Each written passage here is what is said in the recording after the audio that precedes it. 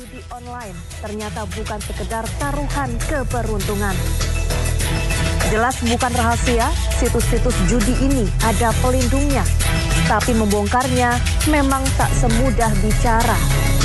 Mantan Menteri Kominfo yang kini duduk sebagai Menteri Koperasi Budi Ari sibuk membantah keterlibatannya.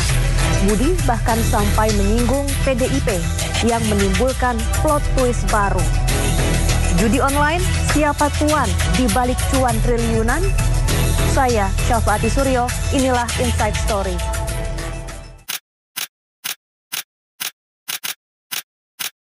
Di tengah kemajuan teknologi dan keterbukaan informasi, kita dihadapkan pada tantangan serius, yaitu maraknya praktik judi online yang merusak sendi-sendi kehidupan masyarakat. Judi online bukan sekedar pelanggaran hukum, tetapi juga ancaman nyata terhadap moral generasi muda, kestabilan ekonomi keluarga, dan ketertiban sosial. Karena itu, penting bagi kita untuk memiliki sistem pemerintahan yang kuat, bersih, dan responsif, yang mampu menegakkan hukum dengan adil serta melindungi rakyat dari bahaya digital ini. Judi online telah menjadi salah satu ancaman yang serius bagi kehidupan sosial masyarakat Indonesia.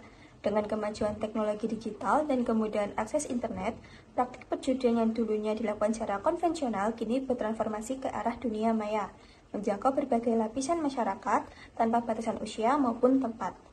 Meskipun banyak yang terjebak dengan janji keuntungan yang cepat dan besar, pada kenyataannya judi online malah justru sering menimbulkan kerugian yang sangat besar, baik secara ekonomi, psikologis, maupun sosial. Pemerintah Indonesia secara tegas melarang segala bentuk perjudian yang dilakukan secara daring atau online. Larangan ini bukan tanpa dasar, melainkan sudah tertuang dalam Kitab Undang-Undang KUHP dalam pasal 303 KUHP yang menyatakan bahwa barang siapa dengan sengaja menawarkan atau memberikan kesempatan untuk permainan judi atau turut serta dalam perusahaan perjudian itu akan diancam dengan penjara paling lama 10 tahun atau denda.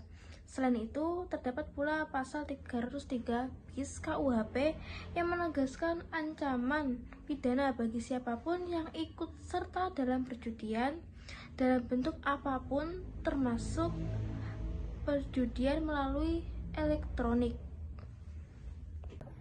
Untuk memperkuat pengaturan terhadap aktivitas perjudian yang menggunakan sarana teknologi informasi, pemerintah juga merujuk pada Undang-Undang Nomor 11 Tahun 2008 tentang Informasi dan Transaksi Elektronik atau ITE, sebagaimana telah diubah dengan Undang-Undang Nomor 19 Tahun 2016 dalam pasal 27 ayat 2 UU ITE ditegaskan bahwa setiap orang dengan sengaja dan tanpa hak mendistribusikan atau mentransmisikan atau membuat dapat diaksesnya informasi elektronik atau dokumen elektronik yang memiliki muatan perjudian dapat dipidana dengan pidana penjara paling lama 6 tahun atau denda paling banyak 1 miliar rupiah.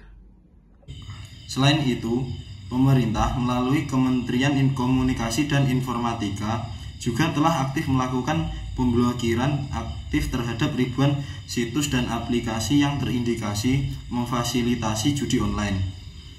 Penegakan hukum ini menunjukkan bahwa negara tidak tinggal diam dalam menghadapi kejahatan digital yang berpotensi merusak tatanan masyarakat.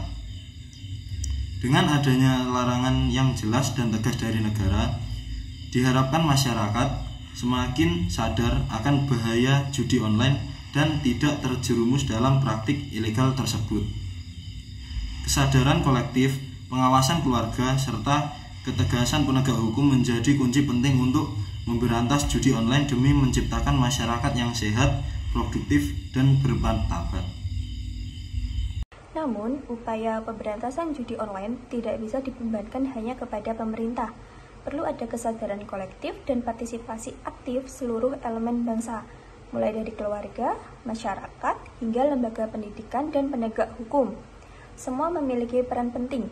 Kita perlu bergerak bersama, saling menguatkan dan membangun negeri ini dari hal-hal yang paling mendasar, yaitu kesadaran, keteladanan, dan kepedulian.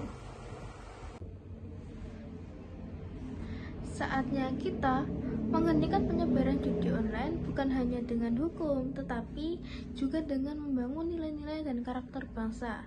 Saatnya kita merubah, menyusun langkah-langkah strategis, dan membangun negeri yang bebas dari jerat perjudian dan dekadensi moral. Mari berkontribusi sesuai kapasitas dan kemampuan kita masing-masing. Guru bisa memberikan edukasi moral dan digital, pemuda bisa menjadi pelopor gerakan sadar hukum, tokoh masyarakat bisa menggerakkan komunitas, dan pemerintah bisa memperkuat regulasi serta penegakan hukum. Kecil atau besar, kontribusi kita semuanya akan berarti dalam membangun Indonesia yang lebih baik, bersih, dan bermartabat. Jangan tunggu besok, mulai dari hari ini. Bersama kita hentikan judi online.